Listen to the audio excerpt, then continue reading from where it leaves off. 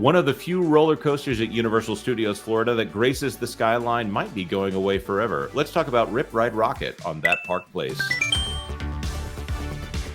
Hello, I am Jonas J. Campbell, an investigative reporter for That Park Place, and here with me, of course, is Vash Sky, but today we have the person that we go to for all of our Universal Studios news, Mr. Theme Park Wizard.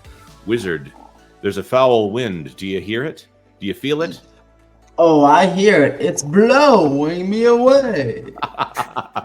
Let's talk about this rumor. Out of Universal Parks News Today, a subsidiary of WDWNT, this one by Annie Wilson. Rumor, Hollywood Rip Ride Rockit will be closed permanently in 2025. The latest rumor around the Universal Orlando Resort suggests that Hollywood Rip Ride Rockit will permanently close sometime in 2025. This roller coaster at Universal Studios Florida is getting older and is not very popular with guests, which means its final days could be near. Let's take a look at several recent changes that point towards this rumor being true. First of all, I did not ride Rip Ride Rockit the last time I was there. I think my daughter rode it twice. Vash, Wizard, have you guys been on this one? I have, which is quite astounding because there are a number of things that could actually take this attraction down, including high winds of up to, I think in some temperatures, as low as 15 miles per hour, which is insane. It's pretty crazy. Can't have any precipitation also with this coaster at all because of a previous incident that this thing has had.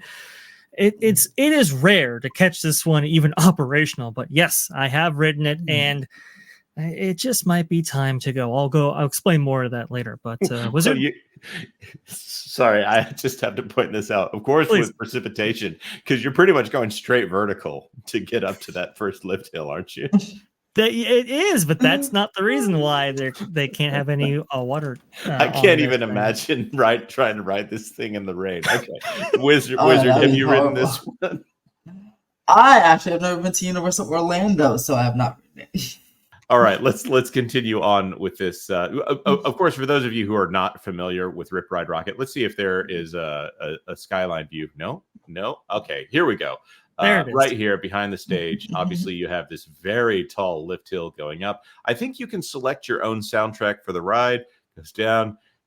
This is a loop. It's not an inverted loop. You twist on this loop right here, and then it twists back and comes around. It is I also hear it's pretty rough on the spine if you're not prepared for that. Vash, how smooth was the ride when you went on it? Well, that loop right there was the world's largest non-inverting loop, which is very interesting. That's the distinction that they wanted for this. Upon this attraction's opening in time for actually Wizarding World of Harry Potter to open at the adjacent park, they kind of wanted a simultaneous release for this, and that didn't unfortunately happen. Yeah, I mean, it is rough. I believe the original company that manufactured this coaster was Mauer Sohn, now Mauer AG. They hadn't done much work for Universal up until this point, and they haven't really worked with them again. This is why. Okay. I believe, by the way, a lot of this information comes from El Toro Ryan's new video on Rip Ride Rockit. It just was released a couple of days ago, interestingly enough, and it's part of his Problematic Coaster series. This thing needs... from what he was relaying in his video, and he would know, he would have contacts that would know some insider information on. Also, too, he's been a ride operator at a couple of parks in the past. This thing requires an unbelievable amount of maintenance. You could see when they were installing it, there were some issues with installation, interestingly enough, and those have only increased the likelihood of faults and errors associated with this, requiring even more maintenance and all kinds of stuff. I mean, it's just, this thing is very difficult and expensive for Universal to run. It's not also the coaster that they quite wanted. They wanted one from B&M, maybe one even from Intamin, and they got Mauer Sohn, which, like I said, they haven't done much work since. Now, the cool thing about this ride is that you can actually choose your soundtrack when you're actually on it, which is kind of interesting. But also, from what I understand, those aren't waterproof either. So there's another reason why you shouldn't run this thing in the rain.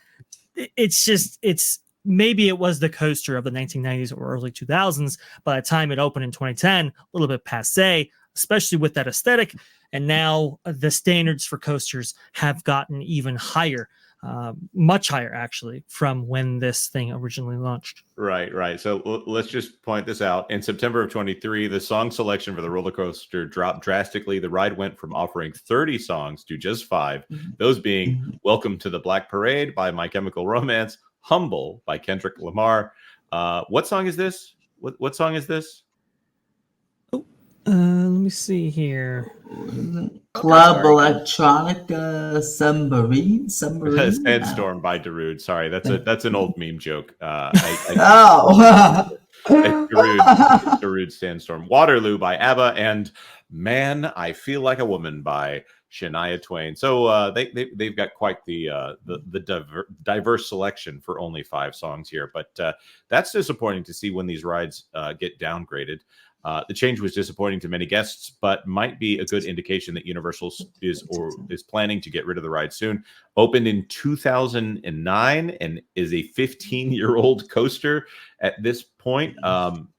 Let's see. For most coasters, the design lifetime is typically in the 15 to 20-year range. Between major refurbishment, including a complete retracking, is required. In the last few years, the ride has experienced a lot of downtime due to weather and technical issues.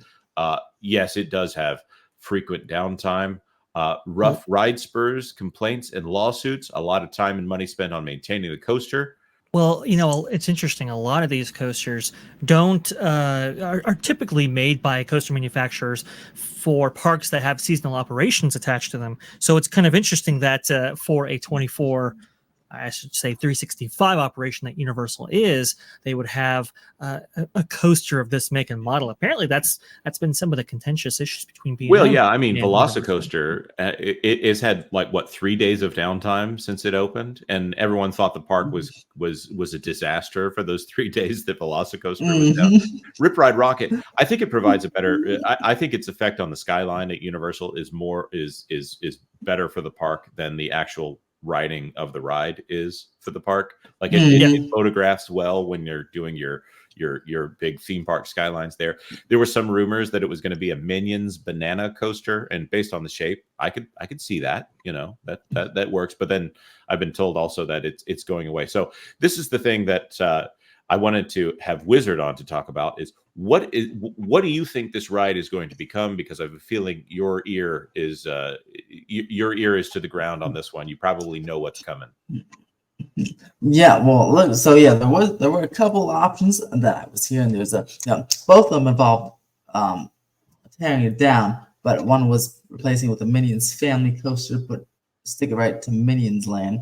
But now the leading rumor seems to be a replica of the Fast and Furious Hollywood Drift coaster going in that spot made for Florida. So probably like a Fast and Furious drifting coaster will be going there. That's the leading rumor. But won't that confuse guests, since there is another Fast and Furious attraction at Universal Studios Florida? It is, but that one is just going right now, or permanently going to seasonal operation, probably signaling its imminent demise. Right. It's not a great attraction. And here in Hollywood, there'll also be 2 Fast and Furious for the time being. Same one, by the way. Fast and Furious Supercharged on the studio tour.